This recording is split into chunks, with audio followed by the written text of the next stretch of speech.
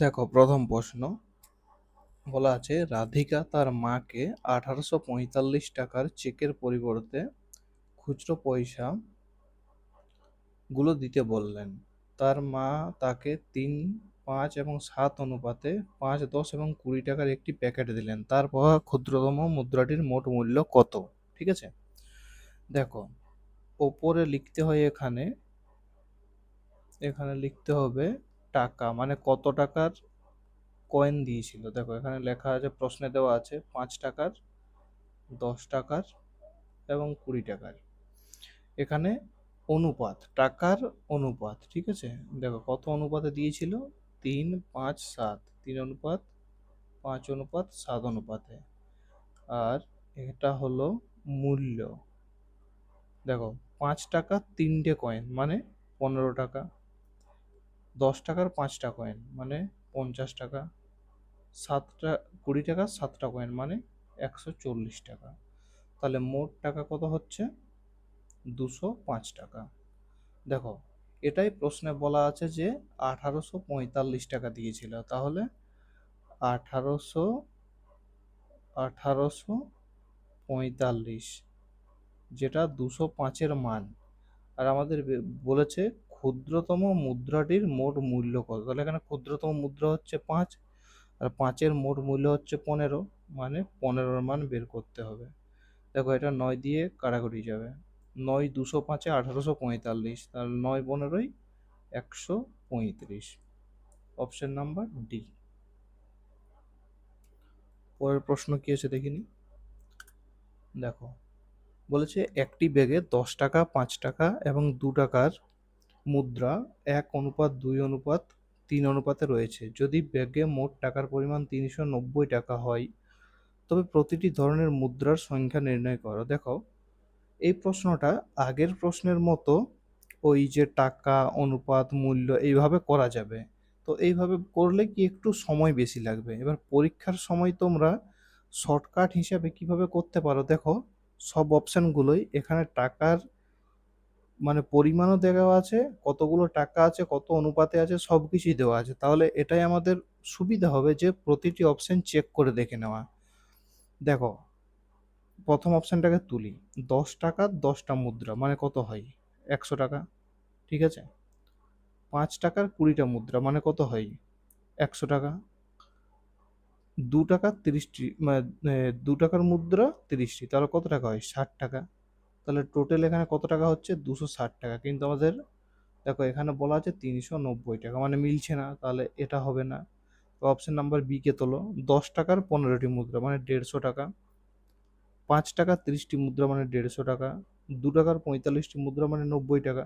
তাহলে দেখো এটা যোগ করলে 390 আসছে। অপশন আমাদের 390 দেওয়া আছে, তাহলে এটাই আমাদের correct answer, option number B. পরের প্রশ্ন দেখি। দেখো এই প্রশ্নটাও ঠিক আগের প্রশ্নটার মতোই, তাহলে এটা তোমরা ওই টাকা অনুপাত দিয়ে করো বা অপশন হিসাবে তুলে করো, দুটোতেই একই উত্তর আসবে। তো এটার অ্যান্সার তোমরা কমেন্ট বক্সে জানাও কি হবে। দেখো এর পরবর্তী কোয়েশ্চেনটা বলেছে একটি ব্যাগে 1 টাকা 50 পয়সা এবং 25 পয়সার মুদ্রা আছে। একটি ট্রেতে এই মুদ্রাগুলোর সংখ্যার অনুপাত হলো 2, 3, 4 এবং সেগুলোর মোট মূল্য দেওয়া আছে 180। অন্য একটি ট্রেতে 1 টাকা 50 পয়সা এবং 25 পয়সার মুদ্রাগুলোর মূল্যের অনুপাত, এটা দেখো মূল্যের অনুপাত দেওয়া আছে, ঠিক আছে। এটা দেওয়া আছে সংখ্যার অনুপাত, এটা আছে মূল্যের অনুপাত। এত টাকা, এটা বলেছে মোট মুদ্রার সংখ্যা এত টাকা হলে এটা মোট মূল্য দেওয়া আছে, এখানে মুদ্রার সংখ্যা দেওয়া আছে। দেখো আমি বুঝিয়ে দিচ্ছি। দেখো এখানে দুটো ট্রে আছে, একটা ট্রে 1, একটা হচ্ছে ট্রে 2। দেখো কত কত টাকার পয়সা রয়েছে? 1 টাকা। 50 পয়সাকে আমরা কত লিখতে পারি? 0.5 টাকা। আর 25 পয়সাকে 0.25। এটাতেও সেম, 1 টাকা 0.5, 0.25, ঠিক আছে। দেখো এবারে সরি, এখানে বলেছে প্রথম ট্রেতে 2, 3, 4, 2, 3, 4, এগুলো সব অনুপাতে, ঠিক আছে। আর দ্বিতীয়তে বলেছে, দেখো দ্বিতীয়তে মূল্যের অনুপাত দেওয়া আছে, এখানে কিন্তু আমরা মূল্যের অনুপাত নিচে লিখি, ঠিক আছে? 13, 11, 7, 13, 11, 7। দেখো তাহলে এটার মূল্য কত বেরোবে? 2। 50 পয়সার 3টে কয়েন মানে 1.5 টাকা, 25 পয়সার 4টা কয়েন মানে 1 টাকা। তাহলে টোটাল কত টাকা হচ্ছে দেখো? 3, 4.5 টাকা। তাহলে এখানে মোট মূল্য দেওয়া আছে দেখো 180 টাকা প্রথম ট্রেনে। তাহলে এই যে 180 আর আমাদের বেরিয়েছে 4.5, মানে 4.5-এর মূল্য হচ্ছে 180। আর এখানে বলেছে কত টাকার, উত্তর বলেছে কত টাকার? 50 পয়সার মুদ্রা। 50 পয়সার মুদ্রা কটা আছে এখানে? 3টে। তাহলে এটা 3 দিয়ে গুণ করো। দেখো এটা কাটাকুটি করলে হয় 40, মানে 120, ঠিক আছে? এটাই দেখো এখানে মোট দেখো মুদ্রার সংখ্যা দেওয়া আছে 378, মানে এইখানে 378 হবে টোটাল। দেখো 1 টাকার কতগুলো মুদ্রা হলে 13 টাকা হয়? 13টা মুদ্রা হলে। 50 পয়সার কতগুলো মুদ্রা হলে 11 টাকা হয়? 22টা হলে। আর এটা 28টা।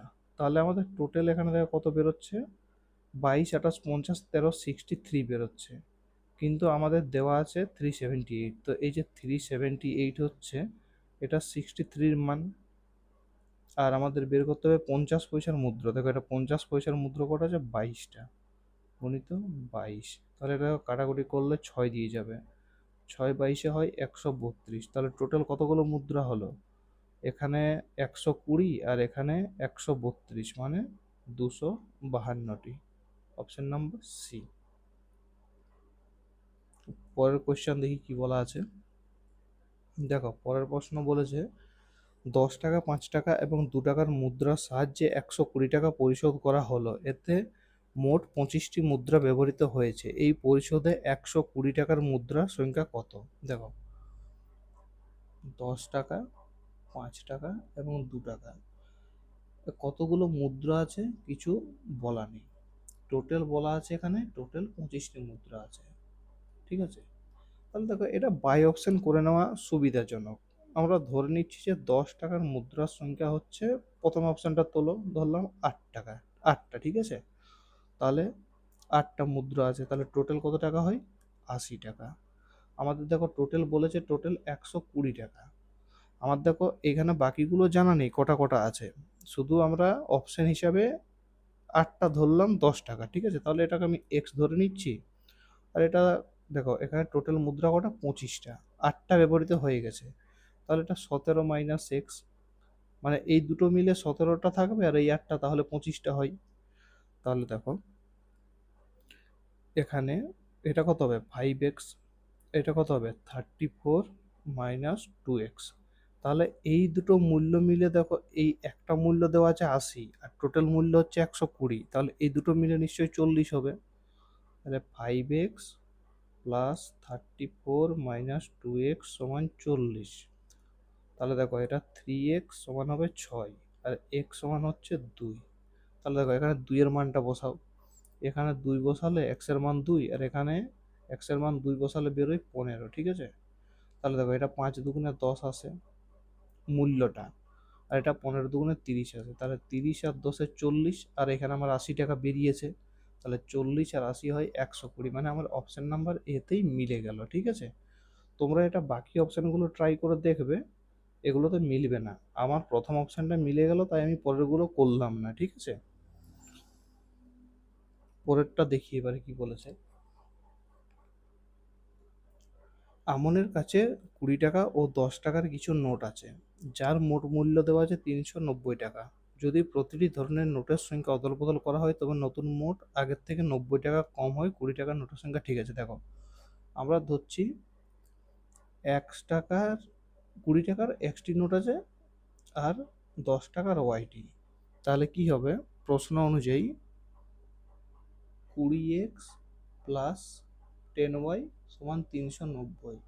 দেখো পরের লাইনে বলেছে যদি অদল বদল করা হয়, মানে 10x প্লাস 20y সমান, দেখো 90 টাকা কম হয় বলেছে 300, তাহলে 390 থেকে 90 গেলে 300। দেখো এটা কাটাকুটি করো। দেখো আমাদের বলেছে 20 টাকার নোট বের করতে হবে, 20 টাকার নোট মানে এক্স বের করতে হবে, মানে আমাদের ওয়াইটাকে বাদ দিতে হবে। তাহলে ওয়াইটাকে বাদ দিতে হলে ওয়াইটাকে সমান করো, মানে ধরো পুরো সমীকরণটাকে 2 দিয়ে গুণ করো। এটা কিছু দিয়ে করতে হবে না। তাহলে দেখো এটা 20 দুগুণে, এটাকে মাইনাস করো সবকে। 20 দুগুণে 40 মাইনাস 10 কত হয়? 30x। দেখো এটা 20x, 20x কেটে যাবে, ঠিক আছে। একে দেখো 39 দুগুণে 780 মাইনাস 300 মানে হচ্ছে 480। তাহলে এক্স এর মান কত হবে? 480/30 মানে 16। Option number A.